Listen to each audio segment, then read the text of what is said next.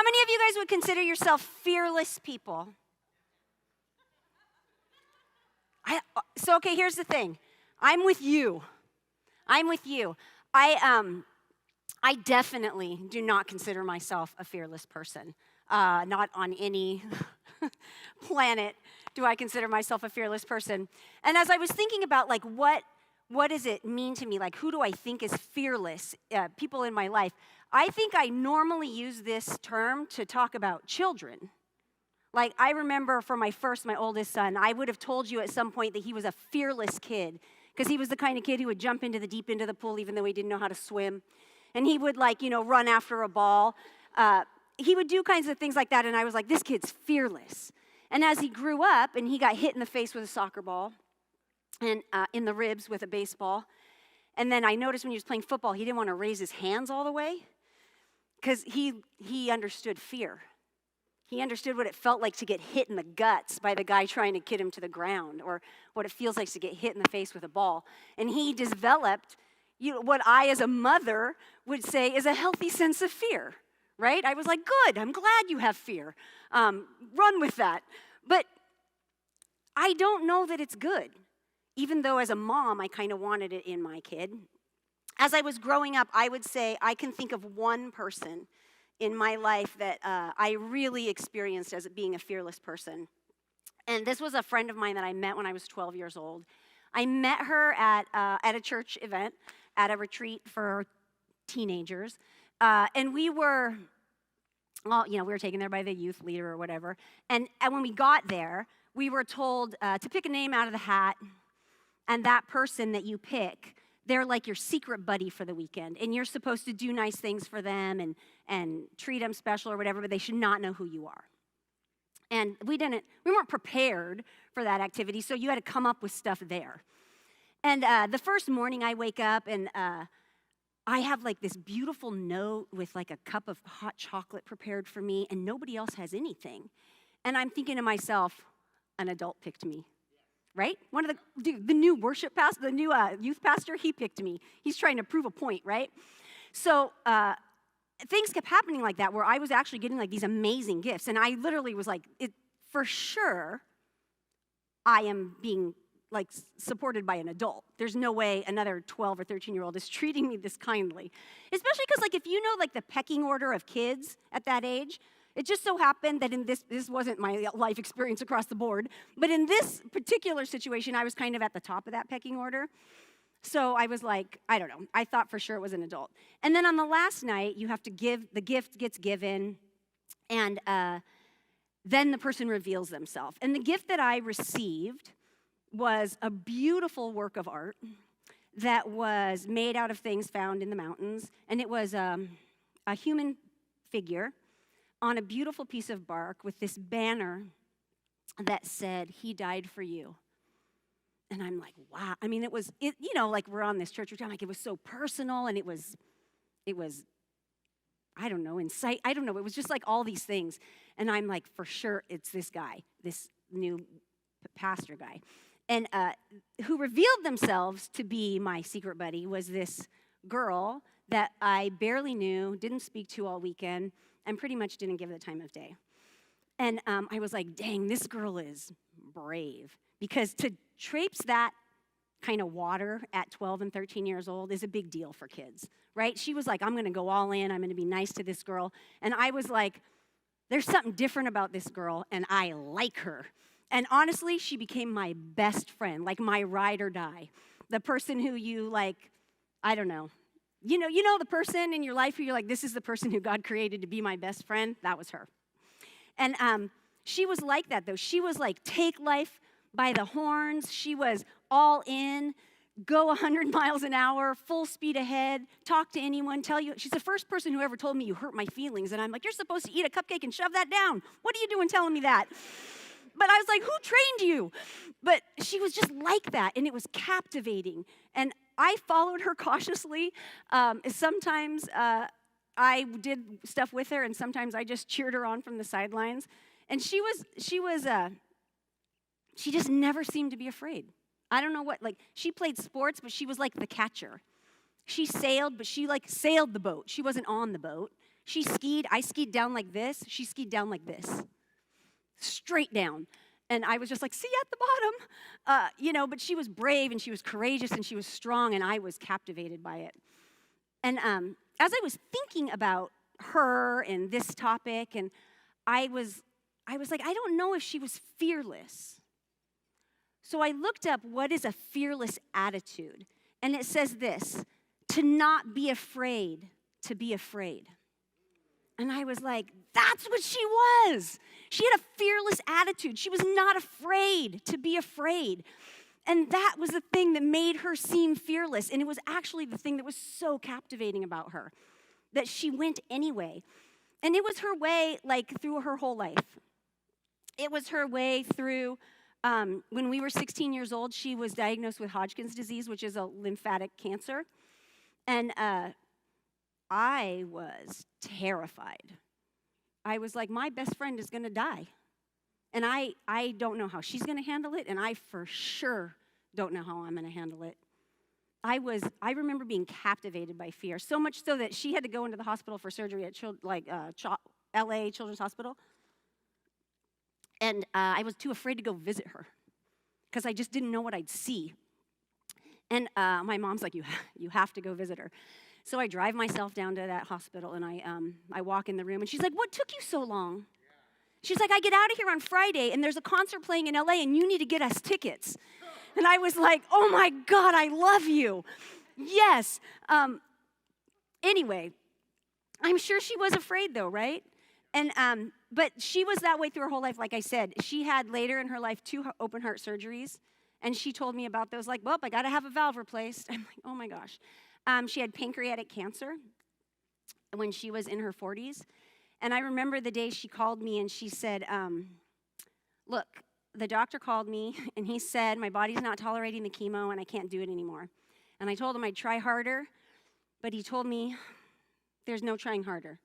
So I'm not on the chemo anymore, so I booked a vacation to Jamaica. And I'm like, of course you did. Of course you did. And I'm sure, she told me that, by the way, in Chili's. In Chili's. I'm like, I feel like this should have been a more dramatic moment. But anyway, I'm sure she was afraid in that moment because she was a human being. It would be weird not to be afraid. It would be strange, right? But she was not afraid of being afraid, and that made her brave. And she just didn't let the fear, like, eat her up from the inside. She didn't let it devour her. I believe it's because she was so practiced at just sitting in it. She was practiced at sitting in the fear and moving forward anyway, and not trying to, like, run away from it or get it off her or get away from it. And I compare that to myself, and I compare that to a lot of people I know, and I look around and I see even people who love Jesus, who follow Jesus, that we're afraid. We're afraid of taking a leap, and we're afraid of standing still. We're afraid for our kids that they'll, like, be influenced by the wrong people, or the world will eat them up, or we're not going to have enough time for them. Or some of us are afraid of our kids, and so we don't tell them the things we need to tell them, and we don't do what we need to do with them. And we don't help raise them up so they're capable in the world. And so we're afraid to speak up at work. We're afraid to ask for more money. We're afraid we're just afraid of all these things. We're afraid to speak our minds, to share our dreams. We're afraid to tell people we've been hurt. We're afraid to say what we need, so we keep tight circles so we don't have to, like, venture out into the craziness of the world. We're afraid of getting sick. The pandemic is like proof that we're all terrified of getting sick. But Matthew comes along and he tells us this: do not be afraid of those who will kill the body but cannot kill the soul. Rather, be afraid of the one who can destroy both soul and body in hell. Are not 2 sparrows sold for a penny? Yet not one of them will fall to the ground outside the Father's care. And even the hairs on your heads are numbered. So don't be afraid. You are worth more than sparrows. So these sparrows in this thing, they're worth a penny. They're literally worthless. Because, I mean, a penny is worth nothing. And God has got them in his hand. He's got them covered. He's watching them. If they fall to the ground, he knows it. You, on the other hand, he knows every single hair on your head. I know for some of you, you might want to write a letter about how many hairs are on your head. But he knows, if there's only two, he knows. He knows every hair on your head. So how much more does he have you? How much more is he holding you? How valuable are you to him that he knows that about you? And look at, he's watching the cheapest, most insignificant things, like intently. And he's doing so much more for you.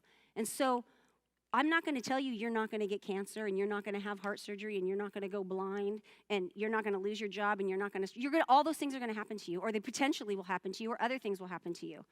Maybe your kids are going to struggle. Maybe you're going to struggle with your kids. I don't know. What I know is the world's not perfect, and so those things are going to happen. But fear is not meant to take you out. That's not what fear is for. Fear is meant as an opportunity. It's a way, it's a place where you can press in to the Father's love, where you can press in to a Father that knows who you are, knows how many hairs are on your head, knows what you need, knows how to supply what you need, and to find and identify all the ways that he's holding you and caring for you, all the ways he's got you. Fear it's a tool to see how God has you in the messiness of life. And I think God's inviting us in this passage to have confidence in him. He's inviting us to look at him and say, where do you have me? Where is it okay for me to be afraid? Where can I be comfortable with this fear? To have knowledge that you're covered. Look, I'm a parent and I love my kids. And trust me when I say I love my kids, I don't have the foggiest idea how many hairs are in their head. I know when they're on the bathroom floor. But I don't know how many are on their head. And I don't have the ability. I really don't. I have tried. I cannot rescue them from the things that life brings. I have tried. I'm not capable. I don't know how. But God does. He does know how. We have a Father who can rescue. And he's saying to us, don't be afraid of the things of this world. Because the only thing to actually fear is to be separated from God. If you're going to fear something, go all in on that. That's the only thing to actually fear, that you would not be connected to the Father. So this world, it's a newsflash. I know you probably don't know this, but it's going to take your physical life. It is. It's not. None of us leave alive. But only God can judge and decide what happens to us next, what's going on for us in our eternal life. And so he has no desire to condemn. He has no desire to leave you hanging. But you have to participate in that. You have to participate in that. Go back to that figure that my friend gave me that said he died for you. That's it. That's what's up. Maybe that's why it was so touching to me, because I was like, this is really probably the only thing that matters. Is that I have a God who sent his son to die for me. So the rest of it, I might be afraid of it, but it's covered. It's taken care of. And it's the whole deal. And God's desire is to redeem and save you. That's all he's up to. He's not up to anything different. He's not trying to make you feel bad. None of those things. He knows each sparrow. He knows the hairs on your head, and he's not going to let you get snatched up. You could choose that, I guess, but he's not about it. And definitely, there are things in life that shake your confidence. I'm not going to lie to you about that. And hopefully it's just for a moment. Hopefully it's temporary. But those things should not, I don't want to say should because I hate that word. But don't let them steal your faith. Don't let them rock your boat. Don't let them knock you off your access. Is that funny? Because they can't steal your inheritance. They don't have the ability to steal your inheritance. So it's like, how do we keep fear at bay? Because that's the question, right? How do we come up against it? And I would say that it's by having this confidence that God's at work in your life for you, for your good, for your betterment, for your advancement. That he's bringing things back to perfection. That's what he's about. He's trying to bring it back all the time. And he sent his son to give us that confidence, to show us a physical thing that we can look to and we can be like, yes, this is proof that he's about this. It's really to show us what love is like, what love is about. I mean, I think if you ask any parent, they would tell you they would die for their child. I don't know if they really would. But God did. He really would. So this morning, I'm not sure how you feel about God. I'm not sure how connected you are to God. I'm not sure if you know Jesus died for you, if you believe that he cares about you more than the sparrows. Or maybe you're like, I know God, but I just can't shake fear. I don't know why. It invades my body. It gets in my space. It gets in my... This morning, I was like, my whole body is like tight, and I don't know why. And but it happens to us, right? And I think God wants to meet you in that. He wants to meet you in those times, and he does actually want to release you. He wants to lead you into abundant life, and he wants to give you a fearless attitude. He wants to create in you a space where you can be in fear and be okay with it and move forward and keep going and keep pursuing life. But you have to respond. You have to respond. Even followers have fear. We have to respond. I want to encourage you that the way to know these things about God is in a deeper connection, to be connected to him, to have a relationship with him where you're talking to him, you're hearing from him, and you're letting him inform you. It will alleviate some of your fear. It will make you braver. It will help you be less afraid as you go on. I mean, it's not going to be a one and done. You're not going to just wake up one day and be like, oh my gosh, I'm amazingly fearless. But it's a two-way street, right? You got to give and take, and you got to be available. And it's funny because I was thinking, like, if I am in my house and I'm in my bedroom with the door shut and I'm terrified, and my husband is in the living room, and he's there, and he's willing to comfort me, and he's willing to be there with me, and he's willing to save me, and I never open the door. Is he still there? He is. Do I know it? I don't know it unless I go out there. And so I just want to encourage you today that to be comforted by God, you have to show up to the relationship.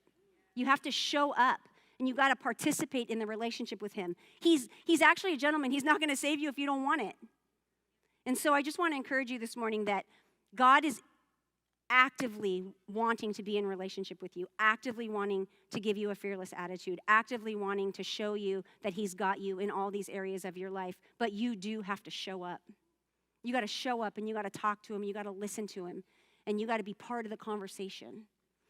So, if you're here for the first time this morning, we're doing short talks over the summer where we break up after the talk. I'm going to give you guys a question. You're going to break up into groups of 2 or 3, no more than that. If you're online, you can do that in the chat. You can talk to people in the chat. But I'm going to give you a question on the board, and I'd like you to get in little groups and just talk about this for 5 minutes, and then Nathan's going to come out and talk about another topic. But the question is, what is an area of fear in my life? And how can I invite God into that fear so I can have the confidence of his promises to know that he knows me and he cares for me? Thank you, guys.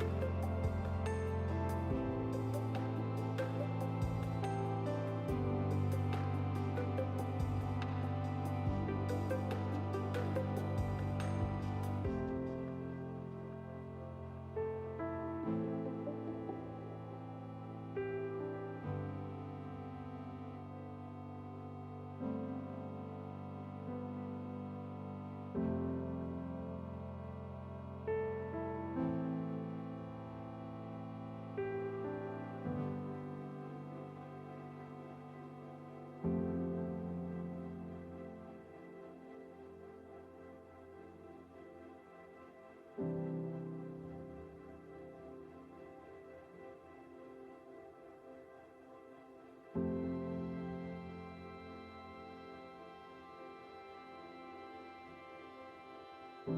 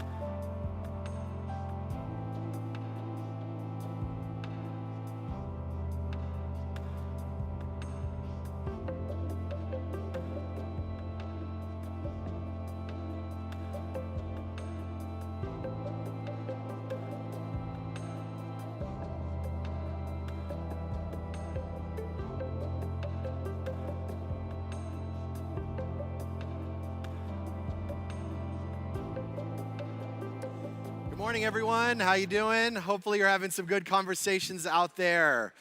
We're going to continue our conversation this morning with a new animal here in the scriptures. You know, it's interesting. No one has ever died from lung cancer from a cigarette. No one's ever become obese because of a donut. No one disconnects from faith or community by missing 1 week. And no one's ever gone bankrupt over not paying one credit card bill. And yet, we all know people who have died from smoking. We all know people, or are the people, who suffer from obesity. We all know people, or are the people who have easily walked away from faith and found themselves disconnected from spiritual community. We know people who are swimming in credit card debt and just one payment away from bankruptcy. So where is the disconnect? See, I think one of the most dangerous statements that we can tell ourselves as humans engaging the life around us is this: it's not a big deal. And then we turned a blind eye to those areas where we are out of integrity with our calling, with our passion, with who we know we were designed to be. And we minimize the importance of those little areas, that we're not completely engaged in. Look, let's just be honest. How many of us even call them little areas? They're just little things. We even minimizing them is a way for us to not have to look at the areas where we're out of integrity with ourselves. Over the last 18 months, you probably have noticed, for those of you who've been around, but over the last 18 months, I have lost about 150 pounds, which has been great.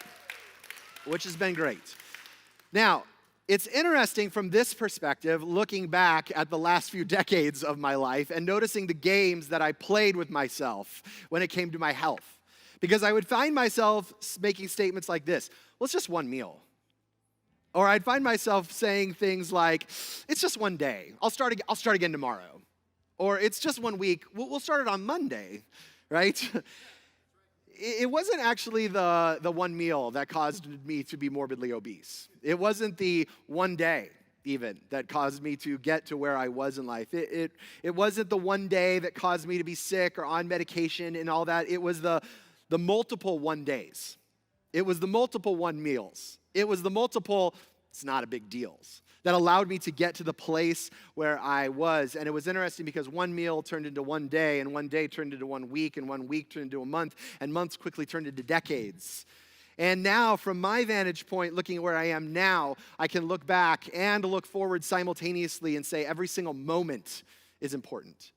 That it's every single moment that we build upon that creates the future in which we live in and the future in which other people live in.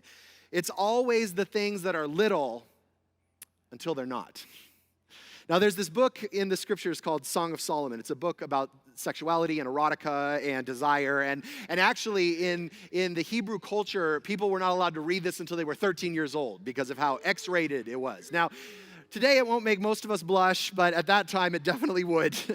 And it is this conversation between two lovers in the Song of Solomon, but it's also meant to be a metaphor between us and Christ, about how we engage in our own relationship with the Lord. And there's this back and forth in Song of Solomon 2 between him and her. It actually reads like a script as they're talking back and forth with one another. And in this moment in Song of Solomon chapter 2, starting in verse 14, this is what he says to her in this romance letter back and forth. He says, "My dove, in the clefts of the rock, in the hiding places on the mountainside, show me your face.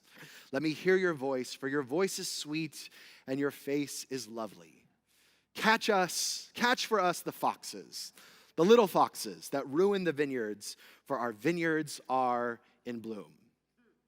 Weird pickup line, but you do you, Solomon, And Solomon is telling his lover right now to go out and catch all the little foxes that are out ruining the vineyards. Now, the interesting thing about little foxes is that they are too small to get the grapes on the vines. They can't reach them, and they can't get them, and therefore they would seem like they're not a big threat to the crop. They would seem like they're not a really big deal. And here's what happens, is that the little foxes in the vineyards, because they can't reach the grapes, what they end up doing is they end up gnawing at the vine, at the base of the vine. And so they keep gnawing and digging and clawing and scratching at this until the entire vine falls to the ground. And then they can get the grapes.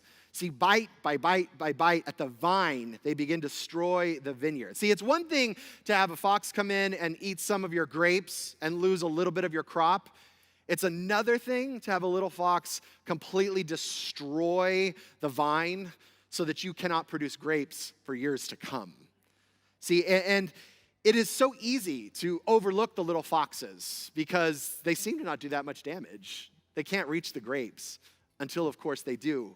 And Solomon is telling his lover, he's like, let's catch the small foxes. Let's get out there and make sure that they're not around, because we are going to be tempted to overlook them because they're small foxes. And they're not really that big of a threat right now because they're small and they seem not a big deal or little in that matter.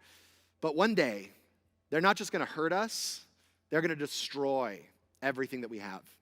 They're going to completely decimate the entire place. See, I wonder in our own lives where we allow the little foxes to eat at our vineyards because they don't seem like a big problem today. They don't seem like a big deal right now. In fact, you look at it and you say, this is harmless, it's little, it's insignificant, it's not really that important. Does this really demand my attention for this? But the reality is that one day they're actually going to decimate our lives. Day by day, moment by moment, because days turn into weeks, and weeks turn into months, and months turn into decades. See, one of the things I love about following Jesus is that he calls us into this life of radical integrity. He calls us into this life of just examining everything and saying, where am I out of alignment with the identity that he's calling me up to? Where am I disconnected from the life that he has designed me to live and the dynamic future that he's called me to create and the community that he has called me to develop all around me? See, because Jesus said, you were told one time in the scriptures, don't murder, but now I'm going to tell you, even if you have anger towards your brother, you're murdering. Ups the level of integrity, right? He says, before you were told, hey, having sex outside of the context of marriage is not healthy for you and it will actually lead to your destruction. But now I'm going to tell you, even if you look at a woman with lust and entertain that, it's the same thing. You might as well have committed adultery in that space. He says, your eye is causing you to sin, go ahead and pluck it out, right? This is a leveling up of integrity that Jesus is calling us into. It's not just, hey, what are the big, huge, bad things that we can do in life? He's like, let's look at all the small things, all the small foxes that go out and ruin the vineyard in the middle of this. And see, here's what I believe to be true, is Jesus is not actually just trying to put down the hammer on us. He's not trying to get strict with us in these contexts. He's not trying to put more regulations on our lives. He's not attempting us to become more religious or more dogmatic. He's not attempting to even transform our behavior or being hyper vigilant about being a disciplined person. This isn't like a Tony Robbins moment where he's saying, let's get in there and make sure everything's in integrity. What he is saying is, look, I'm going to ask you to look at all of the small things, because the small things eventually become big things. And then one day you'll wake up and recognize that all the small things have completely decimated the vineyard of your life. And what he longs for you is that you would fully live, that you would experience the fullness in every single moment. And it's easy to minimize it today until it's not. And what he's saying is, choice by choice by choice, you choose a life of radical integrity that moves you into the future that you were made to live in and create. Ernest Hemingway, when asked, how do you go bankrupt? He said, 2 ways, gradually and then suddenly. And isn't that the truth with us in almost every single area of life? We find ourselves there. See, Jesus recognizes that no one wakes up and says, you know what? I think today's a good day to ruin my life. No one ever says that. No one ever wakes up and says, you know what, today's a great day to ruin my marriage and my relationships. Today's a great day for that. But we do find ourselves saying, I should probably have that difficult conversation, but it's going to be too awkward, so I'm not going to. I should probably reach out for help, but that's going to make me look weak, so I'm not really up for that. No one wakes up and says, you know what, let's lose our job today. Let's get fired. But people say, yeah, it's just a few minutes late. I'm only 5, 10, 15, 16, 30 minutes late. It's not a big deal. No one notices. It's just a few cut corners. It's just a few lowering of the expectations. It's just a few complaints that I harbor against my coworkers that I'm unwilling to share with anyone. No one wakes up and says, let's have an affair. But it's just the few slide glances, it's the few flirtings, it's the little text messages. No one wakes up and says, let's confuse and frustrate our kids. No one wakes up and says, hey, what I'd love to do is to completely detach myself from my children. But we do say, hey, it was a hard day. That's why I raised my voice. Or we say, it's just a small behavior issue. I really don't want to go through the hard work of engaging them in that space. No one wakes up and says, let's spiral into emotional hell. But we do avoid what's going on for us. We do avoid, when asked, how are you, saying, it's fine. We avoid all invitations for help because it's too pervasive or too personal. And we find ourselves dismissing one little fox at a time, saying, they can't reach the grapes, so it's probably not that big a deal. And then one day, we wake up and the vineyard's gone. Now, I don't say any of this to shame you, because I know for me, I can look out at my vineyard in my life and go, wow, there are so many little foxes. I don't know about you. But if we were to all do an examination of our lives, we could probably just come up with a list of all the little foxes that we let run our lives and run the vineyard and go out and destroy what's out there. But this is what I'm going to ask you to notice, is that Solomon looks out at his vineyard and he goes, man, this is beautiful. He says, look at everything in bloom. He says, I love this.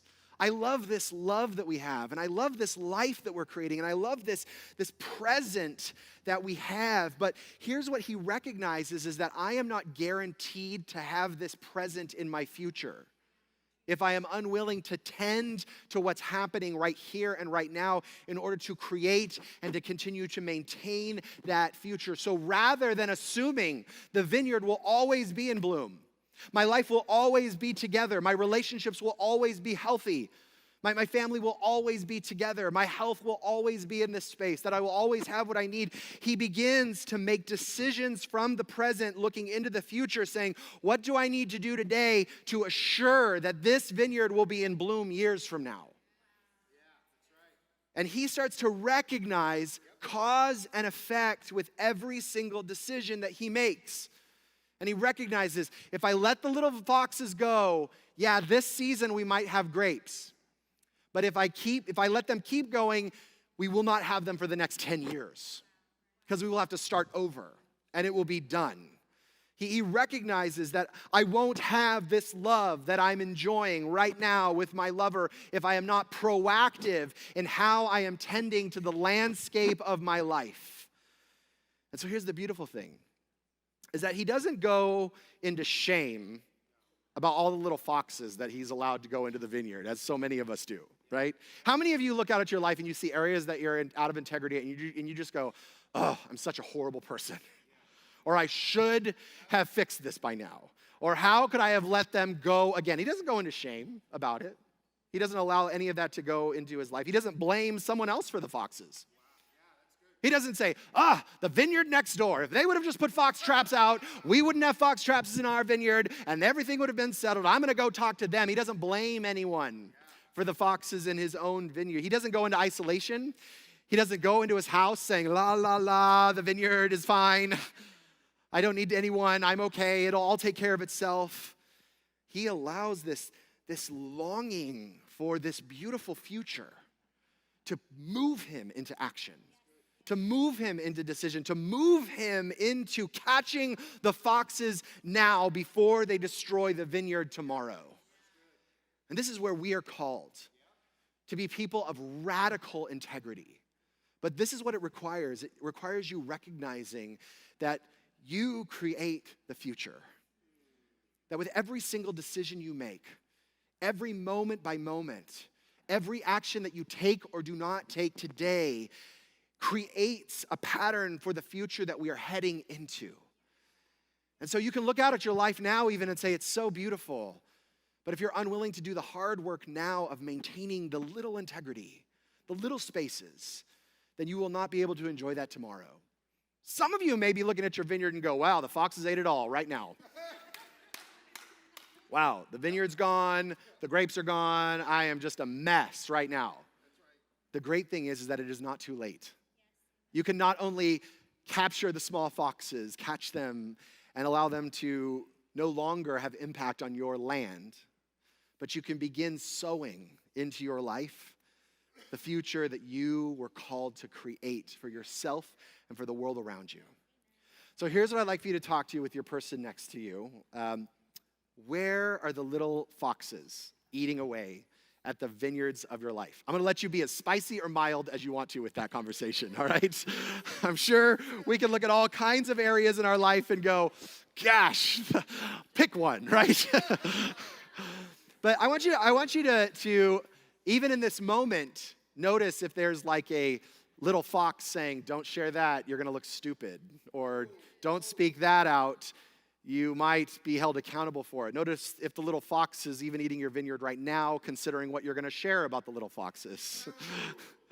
And I want you to ask the question, what are the little foxes eating away at the vineyards of your life? And what is one action that you can take this week to start catching the foxes?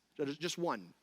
And I'm not asking you to go on a giant 10-year plan, just one thing that you can commit to this week that will start catching those foxes out of your life, all right? Take 5 minutes, find someone around you, go for it.